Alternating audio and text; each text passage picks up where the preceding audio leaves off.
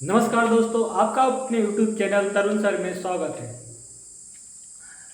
आज का अपना टॉपिक है कि हाँ, जो हीरा होता है क्यों चमकता है या इतनी तेजी से कैसे चमकता है, उसी के बारे में पूरी हम चर्चा करेंगे। इसके पिछले वाले वीडियो में हमने चर्चा की थी कि पूर्ण आंतरिक परावर्तन किसे कहते हैं और पूर्ण आंतरिक परावर्तन के उदाहरण क्या है। अब उदाहरण में हमने पढ़ा था कि मरीचिका किसे कहते हैं, मरीचिका के बारे में पढ़ा था।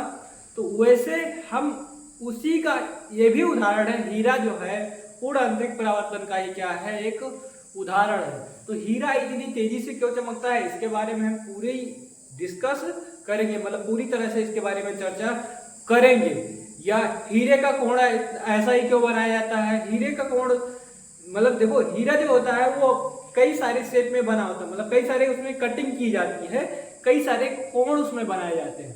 अब कोण बनने के कारण जो हीरा होता है उसमें प्रकाश की किरण प्रवेश तो करती है लेकिन बाहर नहीं निकल सकती। अब जब बाहर वो नहीं निकल पाती है तो उसी में क्या होती है, फंस जाती है, जिसके कारण हीरा इतना तेजी से चमकता हुआ हमें क्या होता है, दिखाई देता है। अब हीरा के बाद हम पढ़ेंगे क्या है, प्रकाश तंतु। क्या पढ़ेंगे, प्रकाश तंतु। पूर्ण आंतरिक परावर्तन के ही उदाहरण है, लेकिन उसमें प्रकाश तंतु किसे कहते हैं या प्रकाश तंतु का उपयोग क्या क्या है उसके बारे में हम पढ़ेंगे। तो पहले हम पढ़ेंगे कि हाँ, हीरा क्यों इतनी तेजी से चमकता है, और चमकता है तो किसके कारण ही चमकता है, पूर्ण आंतरिक परावर्तन के कारण। अब हीरे में पूर्ण आंतरिक परावर्तन किस प्रकार के होता है उसे हम यहाँ पर देखेंगे। तो पहला अपना टॉपिक है हीरा। हीरा का पूर्ण आंतरिक परावर्तन किस प्रकार होता है।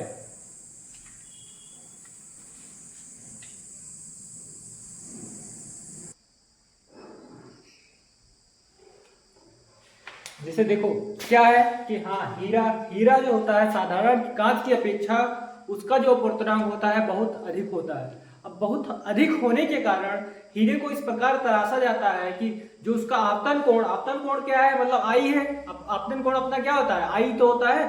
तो आई का मान क्रांतिक कोण मतलब आईसी से अधिक होने के कारण उस जो प्रकाश की किरणों का क्या होता है, पूर्ण आंतरिक होता है। और कई बार पूर्ण आंतरिक परावर्तन होता है। कई बार पूर्ण आंतरिक परावर्तन होने के कारण जो इसमें प्रकाश प्रवेश कर चुकी है वो बाहर नहीं निकल पाती है और उनका कई बार पूर्ण आंतरिक परावर्तन होता है, जिसके कारण हीरा चमकता हुआ दिखाई देता है, मतलब चमकता दिखाई देता है। देखो क्या लिखा गया है, साधारण कांच की अपेक्षा हीरे का अपवर्तनांक। अब हीरे का अपवर्तनांक 2.42 होता है। कितना होता है, 2.42 होता है। मतलब साधारण कांच की अपेक्षा हीरे का अपवर्तनांक बहुत अधिक होता है। हीरे को इस प्रकार तराशा जाता है, तराशा मतलब कि उसे चमकाया जाता है, उसमें कोण बनाया जाता है कि इतने कोण पर ही, मतलब उसे और बेहतर बनाने के लिए किया जाता है, तराशा जाता है कि आपतन कोण को किससे लिखते हैं, आई से लिखते हैं। तथा क्रांतिक कोण आईसी से अधिक होता है, जिसके कारण प्रकाश की किरणों का कई बार पूर्ण आंतरिक परावर्तन होता है। अब क्रांतिक कोण अधिक होता है, जैसे क्या होता है, ये हमारा है कोई पारदर्शी माध्यम है, परिसीमा, और ये हमारा माध्यम क्या है, विरल। माध्यम कैसा, सघन होना चाहिए। कैसा होना चाहिए, सघन। अगर माध्यम सघन से किरण प्रवेश करती है तभी क्या होता है, इसका पूर्णांतरिक परावर्तन होता है। क्या होता है, पूर्णांतरिक परावर्तन होता है। और सघन से किधर जाना चाहिए, विरल में जाना चाहिए। किधर जाना चाहिए, विरल में जाना चाहिए। ठीक, कई बार पूर्णांतरिक परावर्तन हो सके, अतः इसी कारण कई बार पूर्णांतरिक परावर्तन के कारण हीरा क्या होता है, चमकीला दिखाई देता है। अब इसमें जो हीरा होता है उसमें कोई किरण क्या होगी, प्रवेश कर चुकी।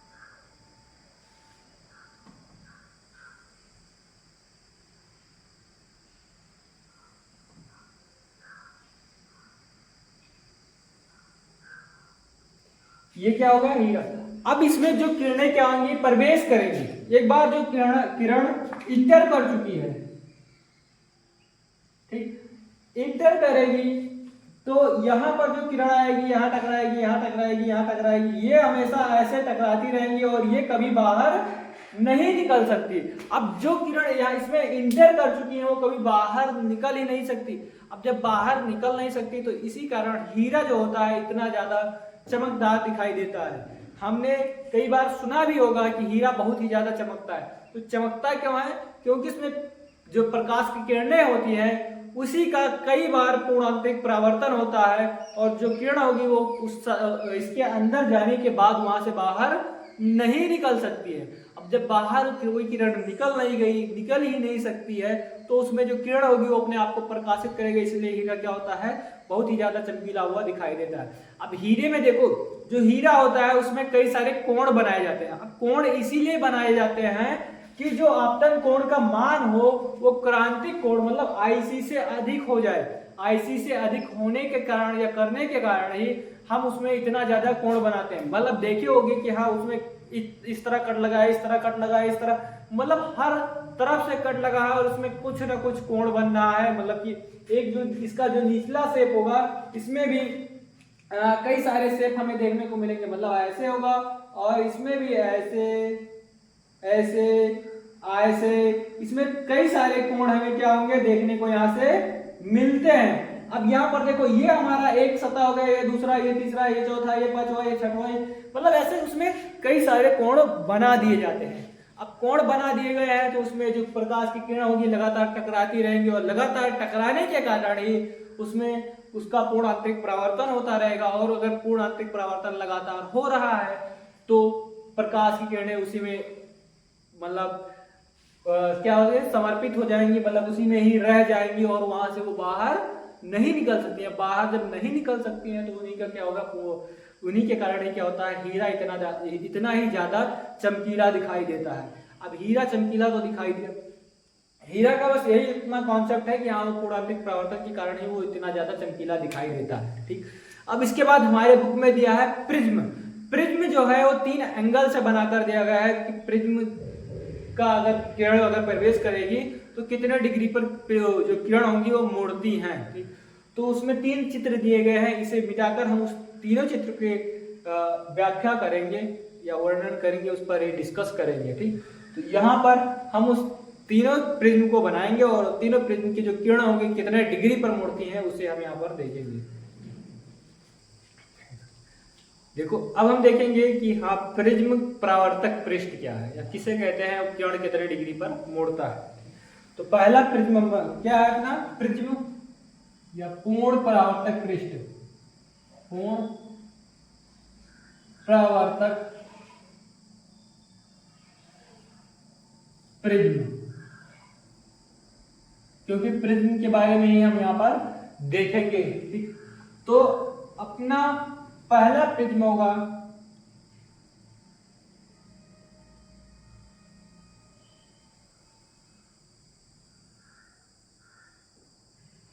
ये हमने बनाया, क्या बनाया, पहला प्रिज्म बनाया।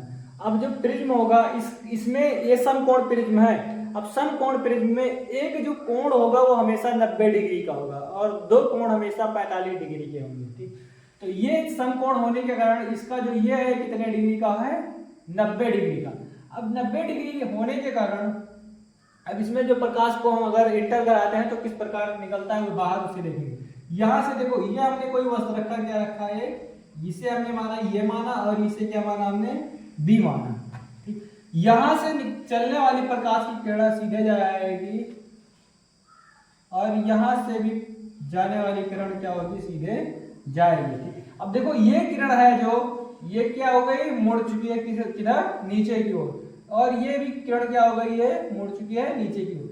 अब यहां से टकराने के बाद फिर ये ऐसे जाएगी, ये इस डायरेक्शन में। अब देखो जो ये हमारा बी सिरा था ये कहाँ है, टकराया है यहाँ पर, ये वाली है बी सिरा, ये हमारा क्या है बी सिरा, ये क्या है बी सिरा, और ऊपर ही क्या है हमारा बी सिरा, ऊपर क्या है हमारा बी सिरा। अब नीचे क्या है, इसका हमारा सर है तो ये हमारा क्या आया, ये सिरा, यहां से आया और ये गया, ये गया, ये। ठीक, अब यहां पर देखो कोण कितने डिग्री पर मुड़ा है, कोण का विक्षेपण, कोण की किरण किधर आ रही थी, इधर आ रही थी, और किरण को कितने डिग्री पर मोड़ा गया है, 180 डिग्री पर, क्योंकि दोनों विपरीत में है। किरण पहले इधर से आ रही थी अब इधर से जा रही है, तो इनका जो कोण बनेगा हमेशा क्या होगा, 100। देखो जब दो आपस में विपरीत में होंगे तो हमेशा 180 डिग्री का कोण बनता है। कितने का बनता है, 180 डिग्री का। तो देखो ये आपस में विपरीत है, एक इधर जा रहा है दूसरा इधर जा रहा है, तो दोनों आपस में किधर है, विपरीत दिशा में है, और अगर विपरीत दिशा में जा रहे हैं तो कैसा कोण होगा हमारा 180। तो किरणों को कितने डिग्री पर मोड़ा गया, यहाँ पर 180 डिग्री पर मोड़ा गया। कितने डिग्री पर मोड़ा गया है, 180 डिग्री पर मोड़ दिया गया है। अब उसके बाद में हम दूसरा चित्र बनाएंगे और देखेंगे।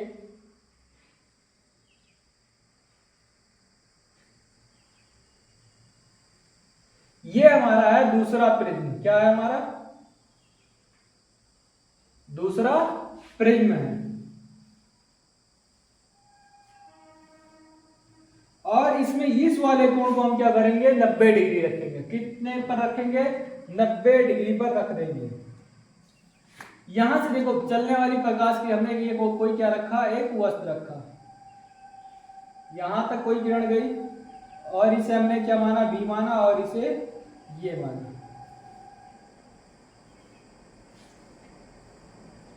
ये किरण नीचे की ओर गई है। अब ये बताओ कितने डिग्री पर मुड़ा है।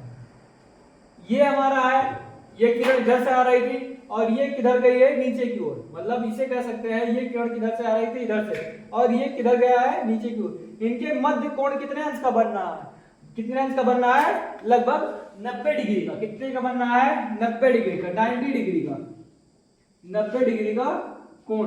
मतलब प्रकाश की किरणों को कितने डिग्री पर मोड़ा गया है, 90 डिग्री पर मोड़ दिया गया है। और यहां पर कितने का बन रहा था, 180 डिग्री का कोण बन रहा था। मतलब यहां पर जो प्रकाश की किरणों को मोड़ा गया है, कितने डिग्री पर मोड़ा गया है, 180 डिग्री पर। यहां पर 90 डिग्री पर। और जो तीसरा प्रतिबिंब बनेगा वो कितने पर मोड़ा जाएगा, उसको भी हम यहां पर देखेंगे। तो तीसरा हमारा क्या बनेगा, प्रिज्म। ये तीसरा प्रिज्म बन चुका है।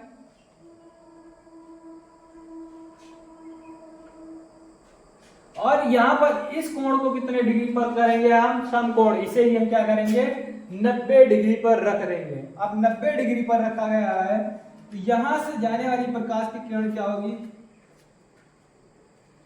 इसे हमने बी माना, इसे हमने क्या माना, ये माना। अब यहां से कोई किरण गई और कोई किरण यहां से भी गई। ये किरण यहां गई,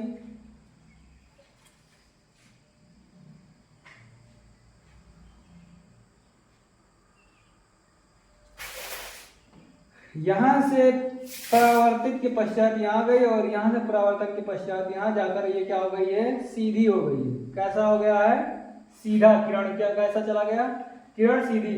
और किरण सीधी जाने के कारण ये जो वस्तु थी वो क्या हो गई है, पलट गई है। इसे हमने क्या माना, ये हमारा नीचे ये हो गया और ऊपर क्या हो गया, हमारा बी हो गया। अब देखो किरण किधर जा रही थी, इधर, और गई किधर, उसी दिशा में गई जिस दिशा में वो जाना चाहती थी। लेकिन वस्तु को पलट दिया गया। मतलब वस्तु का जो यहाँ पर वस्तु हमारा था, ये और बी, और यहाँ पर कितना हो गया, बी और ये हो गया।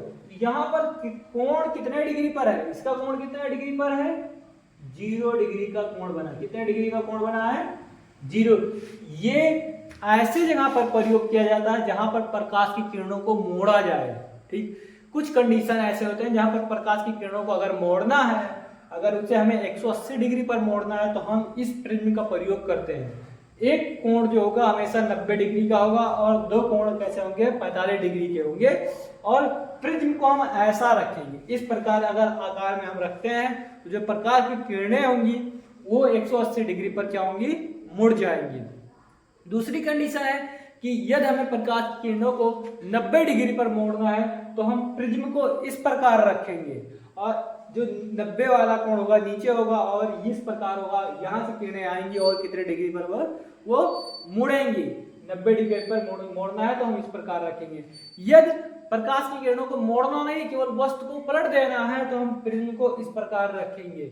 और जब प्रिज्म को हम इस प्रकार रखेंगे तो हमारा कितने डिग्री का कोण प्राप्त होगा, 0 डिग्री का कोण हमें यहाँ से मिलेगा। ठीक, अब इसके बाद हमारा टॉपिक है प्रकाश तंतु, ऑप्टिकल फाइबर। ठीक, जो कई जगहों पर इसका प्रयोग किया जाता है। ठीक, तो इसके बाद हम क्या पढ़ेंगे, ऑप्टिकल फाइबर, प्रकाश तंतु। ये भी प्रकाश तंतु जो है ये भी पूर्णांतिक परावर्तन के ही उदाहरण है। ठीक है, अब हम पढ़ेंगे प्रकाश तंतु। प्रकाश तंतु किसे कहते हैं, तो प्रकाश तंतु भी होता है कि वह एक उच्च गुणवत्ता क्वार्टेज कहा जाए या कांच कहा जाए, कुछ भी कहा जा सकता है। तो एक उच्च गुणवत्ता कांच का बना होता है जो पूर्ण आंतरिक परावर्तन के सिद्धांत पर ही कार्य करता है, ठीक, जिससे हमारा पूर्ण आंतरिक परावर्तन बनाया जाता है, मतलब प्रकाशक तंतु बनाया जाता है, वो हमारे लगभग बाल के व्यास के बराबर होता है, ठीक।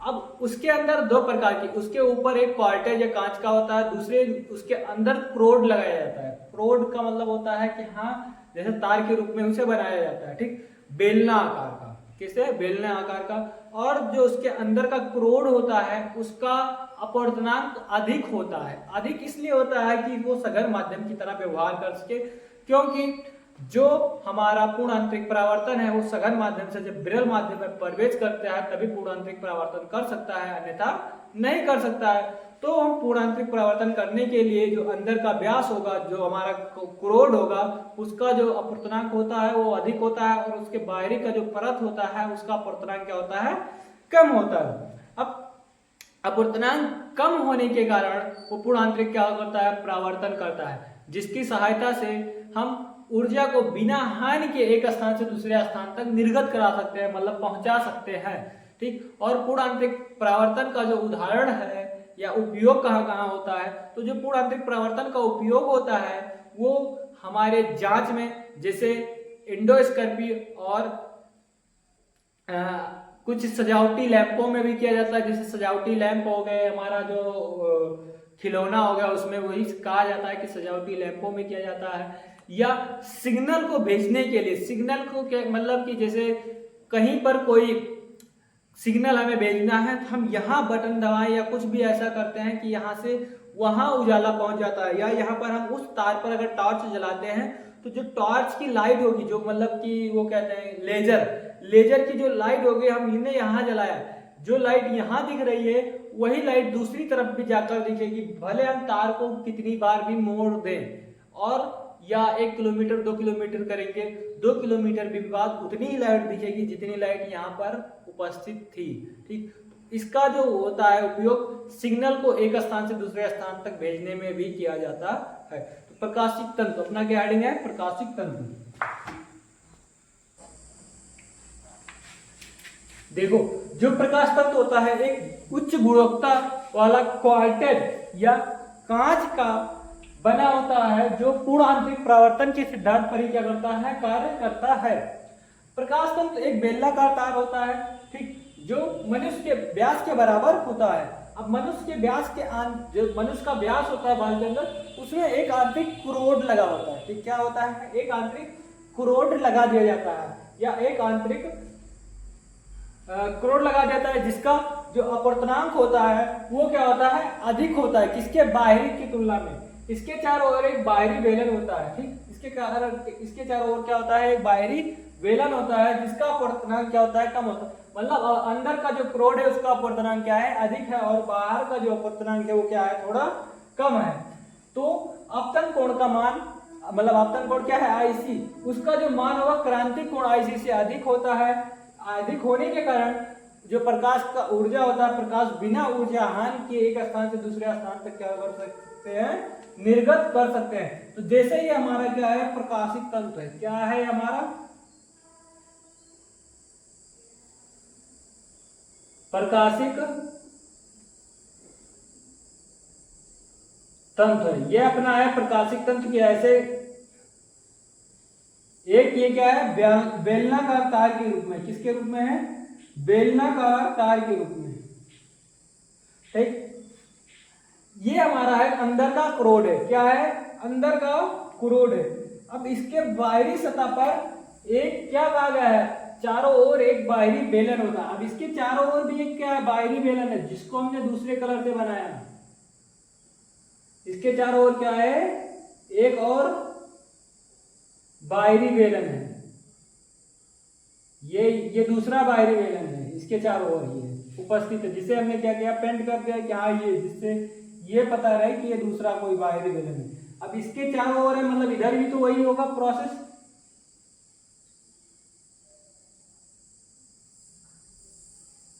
इसके भी दूसरी तरफ क्या है, बाहरी बेलन है। अब इसका जो अपवर्तनांक होगा बाहरी वाले का, इसका मान लो अपवर्तनांक क्या होता है, कम होता है। अब कम होता है तो हमने कितना मान लिया, 1.5 मान लो। और अंदर का जो क्रोड है, ये अंदर क्या है हमारा, क्रोड क्या है, ये हमारा क्या है, क्रोड। अब इसका अपवर्तनांक देखा जाए, अपवर्तनांक अगर देखोगे तो कितना आता है, लगभग 1.7 होता है। कितना होता है, लगभग 1.7। अब ये हमारा लगभग 1.7 है, ये हमारा क्या है, लगभग 1.5 है। तो ये हमारा विरल माध्यम की बात व्यवहार करेगा, ये कैसा करेगा, हमारा सघन माध्यम की बात व्यवहार करेगा। अब यहां से सोचो कि कोई किरण आ रही है, कहां से आ रही है, यहां बाहर से अंदर की ओर, ये कोई किरण आई। अब इस किरण का क्या होगा, पूर्ण आंतरिक परावर्तन होगा। मतलब इस किरण का क्या हुआ, पूर्ण आंतरिक परावर्तन। पूर्ण आंतरिक परावर्तन को शॉर्टकट में क्या लिखते हैं, TIR। क्या लिख सकते हैं, TIR। तो हम इसे ये भी लिख सकते हैं कि इसका, इस किरण का क्या होगा, TIR होगा। अब TIR करने के कारण ये किधर होगी, मुड़ जाएगी, और यहां से मुड़ने के कारण फिर यहां मुड़ेगी, फिर इस किरण का क्या होगा, TIR होगा, फिर दोबारा पूर्ण आंतरिक परावर्तन, फिर ऐसे मुड़ते जाएगा। इसका लगातार देखो पूर्ण आंतरिक परावर्तन ही हो रहा है, यहाँ से पूर्ण आंतरिक परावर्तन होगा, और एक समय आएगा कि इधर से क्या होगा, ये बाहर निकल जाएगा, और ये बाहर निकल कर ये क्या होगा, निर्गत हो गया, मतलब बाहर निकल चुका। अब जितनी ऊर्जा यहाँ से, मतलब जितना प्रकाश यहाँ भेजा गया है, यहाँ सारी किरणों का क्या हो रहा है, TIR हो रहा है।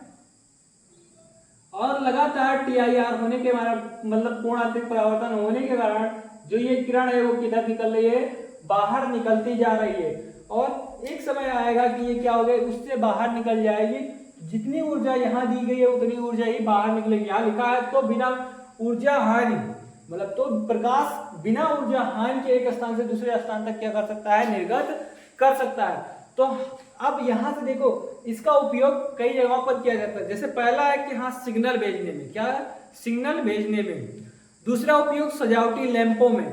तीसरा उपयोग अगर देखा जाए तो क्या कहते हैं कि हाँ, जांच करने के लिए भी इसका उपयोग किया जाता है। जैसे कोलोनोस्कोपी कहते हैं या एंडोस्कोपी भी कहा जाता है। तो मतलब कि इन्हें दो चीज अगर हम देखें कि हमारे जीवन में उपयोग, तो हमारे जीवन में सभी का उपयोग, क्योंकि हम सजावटी लैंपों का भी उपयोग करते हैं, तो सजावटी लैंपों में भी इसका उपयोग किया जाता है। उसके साथ साथ में सिग्नल भेजने में, तो सिग्नल भेजने में भी कई जगहों पर देखेंगे कि हाँ, उसका उपयोग वहां पर भी किया जाता है।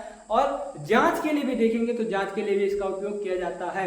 जैसे जांच के लिए हमने क्या बताया, एंडोस्कोपी और कोलोनोस्कोपी वहां पर भी किया जाता है। ठीक, अब आज के लिए इस वीडियो में इतना ही, मिलते हैं अगले वीडियो में। ठीक, यदि कोई डाउट है तो आप कमेंट सेक्शन में पूछ सकते हैं, और कमेंट में आप जो यहाँ से क्या है, तरुण सर